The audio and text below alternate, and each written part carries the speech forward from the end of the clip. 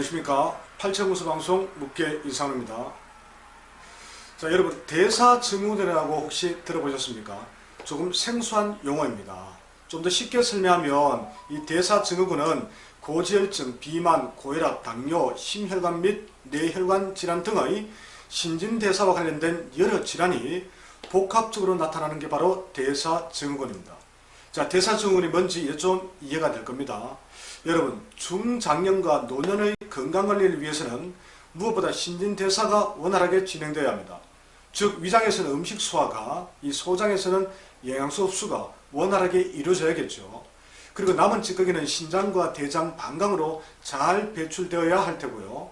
근데 이와 같은 신진대사 과정에 문제가 생기면 혈액과 혈관에 이상 신호가 발생합니다.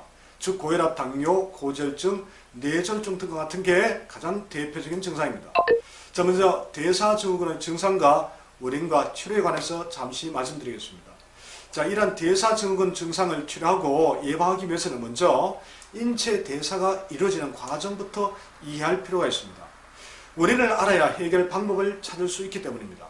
신진대사의 전 과정을 요약한 다음 내용을 한번 보시면 이 대사증후군이 생기는 원인을 이해하고 치료 방법을 아마 찾을 수 있을 겁니다. 참고로 이 내용은 연세대 세브란스병원 노년내과 김광준 교수님의 자료를 다듬은 것임을 밝혀둡니다.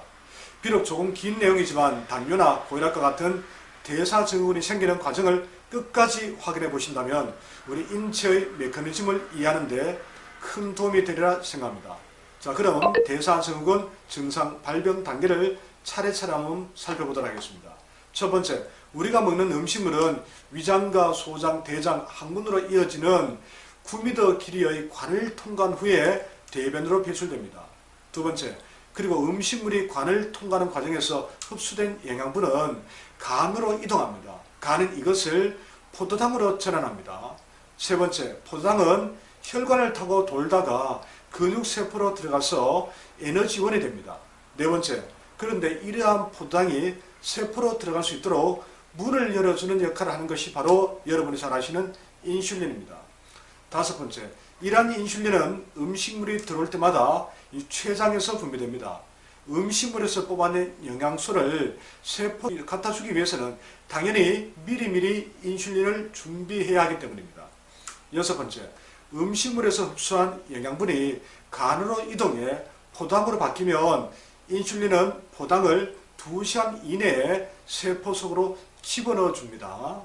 자, 일곱 번째, 그런데 음식물이 몸속으로 너무 자주 많이 들어오면 어떻게 될까요?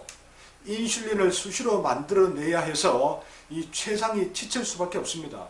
그렇게 되면 인슐린을 만들기 어렵게 됩니다.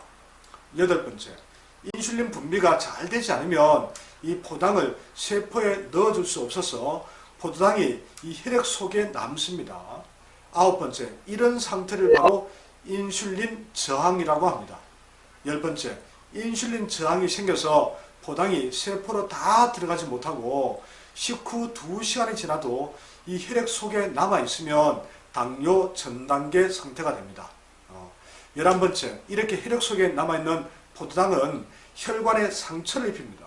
그리고 혈관을 설탕에 절이듯이 혈관을 딱딱하게 만들고 염증을 일으킵니다. 12번째, 몸이 이 같은 염증을 치료하는 과정에서 피떡인 어혈이 생깁니다. 13번째, 그리고 간은 세포로 다 들어가지 못하고 혈액 속에 남아있는 포도당을 지방으로 바꿔 저장합니다. 14번째, 이것을 바로 지방간이라고 합니다. 15번째, 지방간은 간 주위에 지방이 달라붙어 있는 것이 아니라 이 간 세포의 저장 공간을 지방으로 다 채우고 있는 상태를 말합니다. 16번째, 간이 일을 해야 하는데 일하는 공간을 지방이 채우고 있으면 어떻게 될까요? 일을 제대로 못하니 간 기능이 점차 나빠지겠죠. 17번째, 지방간에 있는 100명 중에 1명 정도는 간암으로 발전합니다. 자, 18번째, 혈액 속에 포도당이 넘쳐 간에서 지방을 채우고도 남게 되면 오줌으로 배출됩니다.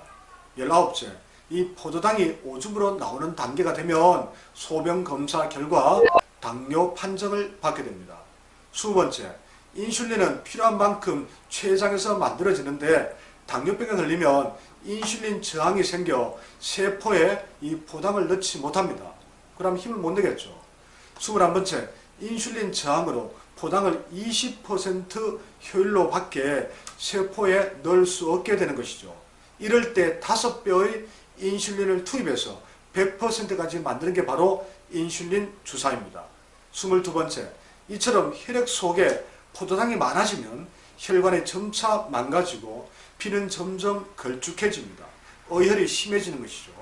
23번째, 혈액이 걸쭉해져 흐름이 막히면 이 심장은 걸쭉해진 피를 돌리기 위해서 더 강하게 펌프질을 합니다.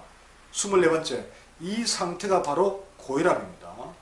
자, 25번째, 당뇨와 고혈압이 함께 오고 혈액 속에 지방이 많은 고지혈증이 세트로 오는 이유입니다.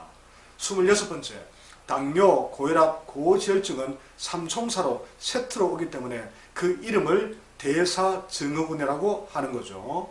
27번째, 대사증후군은 치료약이 없습니다. 병원에서 주는 약은 치료제가 아닙니다. 28번째, 고혈압은 치료가 아니라 혈압만을 인위적으로 낮추어 줄 뿐입니다. 또한 이 고혈압은 수없이 많은 부작용을 만들어냅니다. 그래서 제가 강의할 때 고혈압약을 먹는 것은 당장 죽진 않지만 죽음으로 가는 완행버스를 탄 것이다 라고 말씀드리는 거죠. 자, 29번째, 당뇨약 역시 치료제가 아니라 인슐린을 인위적으로 공급하는 것입니다. 고지혈증도 콜레스테롤 수치만 낮추는 증상 완화제일 뿐입니다. 그로 인한 부작용이 또 크게 따르게 됩니다. 자, 30번째, 대사증후군을 치료하는 가장 기본은 적당한 운동과 소식, 그리고 식사할 때가 아니면 공복을 유지하는 것입니다. 31번째, 사람은 공복, 즉 배고플 때 먹는 것이 가장 좋습니다. 32번째, 운동도 안 하고 자주 과식하면 당뇨, 고지혈, 고혈압을 거쳐 심장마비와 뇌졸중 등으로 진행됩니다. 33번째, 대사증후군 증상 해소에 비타민C 그리고 팔체질몰에서 판매하는 식초와 솔잎기름이 매우 큰 도움이 되긴 합니다. 다만 반드시 음식 및 생활 습관을 함께 바꾸어야 합니다. 그래야 효과를 크게 볼 수 있습니다. 자, 지금까지 대사증후군이란 무엇인가, 그리고 대사증후군의 원인과 치료에 관해 종합적으로 살펴보았습니다. 이런 증상으로 힘드신 분들은 오늘 방송 내용을 꼭 기억하고 적용해 보시기 바랍니다. 도움이 되셨다면 구독과 좋아요도 꼭 부탁드리겠습니다. 고맙습니다.